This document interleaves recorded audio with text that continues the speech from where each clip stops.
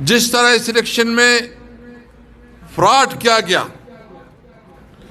جس طرح اس الیکشن میں دھاندلی کی گئی، اور جس طرح اس الیکشن میں تحریک انصاف کے خلاف ظلم برتا گیا، یہ پاکستان کی تاریخ میں اس کا کوئی مثال نہیں ملتا۔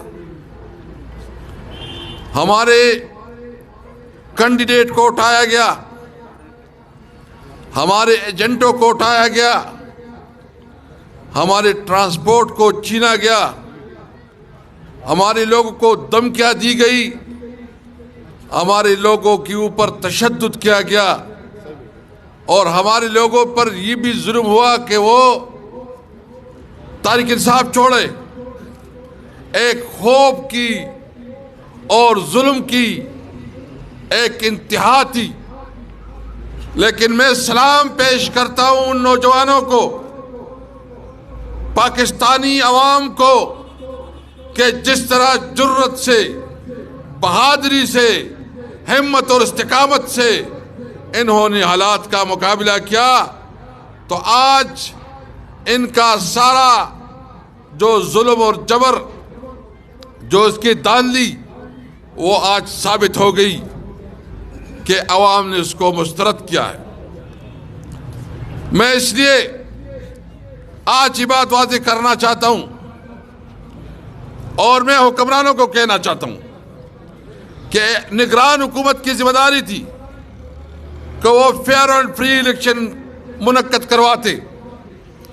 یہ چیف الیکشن کمشنر کی ذمہ داری تھی کہ وہ equal opportunity level playing field دیتے، لیکن چیف الیکشن کمشنر ایک ذاتی ملازم بنا ہوا ہے۔ اس نے قانون کی دھجیاں بکھیر دی ہیں۔ پاکستان کی تاریخ کا سب سے بدنام ترین الیکشن کروایا ہے۔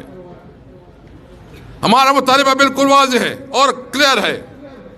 ہمارا مطالبہ یہ ہے کہ عوام نے جس کو ووٹ دیا ہے، جس کو مینڈیٹ دیا ہے، ان کو حق ہے کہ وہ عوام کی نمائندگی کرے۔ میں مطالبہ کرتا ہوں چیف الیکشن کمشنر سے کہ وہ فوری طور پر انکوائری کرے۔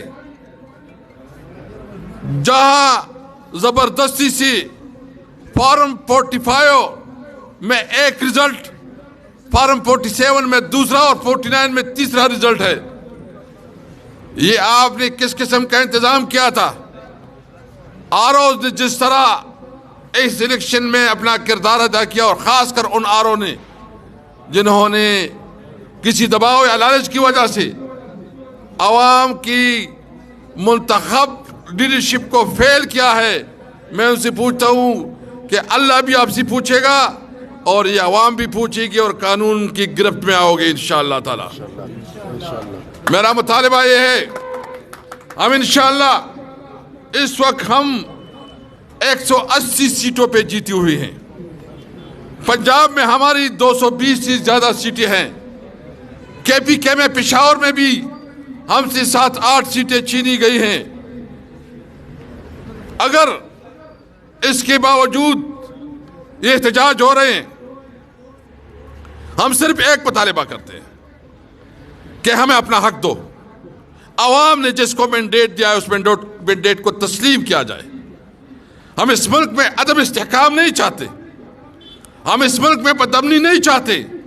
ہم چاہتے ہیں کہ ملک ویسی معاشی طور پر ایک بری حالت میں پھنسا ہوا ہے، معاشی طور پر حالات بہت بد سے بدترین ہوتے جا رہے ہیں، بے روزگاری بڑھتی جا رہی ہے، ملک کی اکانومی بیٹھی جا رہی ہے، آپ کے تمام ادارے اس وقت کولیپس ہو رہے ہیں۔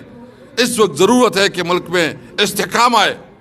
ہونا چاہیے تھا کہ الیکشن کے بعد یہاں استحکام آتا، لیکن الیکشن نے مزید عدم استحکام کا شکار کیا ہے۔ میں مطالبہ کرتا ہوں کہ خدا را اس ملک کے اوپر رحم کرے، اس ملک کے عوام کے اوپر رحم کرے۔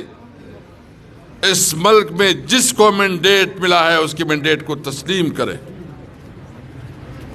ایک کیسی حکومت ہوگی یہ جو جس طرح یہ کر رہے ہیں، گٹھ جوڑ کر رہے ہیں، حکومت بنا رہے ہیں، میں پوچھنا چاہتا ہوں کہ کون سے دنیا اس کو مانے گا؟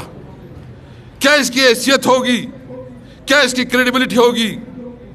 کیا یہ اس مسائل کو حل کرنے میں اس کی کیپیسٹی اور کیپیبلٹی ہوگی؟